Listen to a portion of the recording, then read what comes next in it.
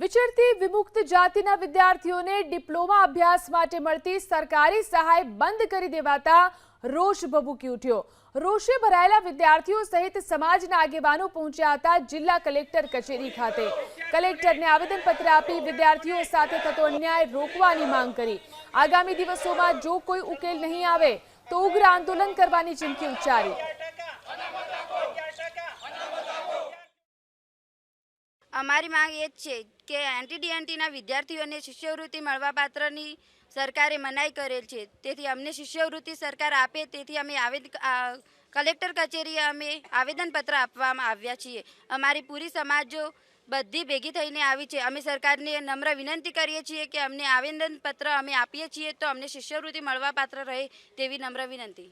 સરકારે અત્યારે જે સ્કોલરશીપ 50,000 રૂપિયા આપતી હતી એના આશરે અમારા બાળકો ભણતા હતા અને અભ્યાસ કરતા હતા, જે આશરો અમારાથી છીનવી લીધો છે।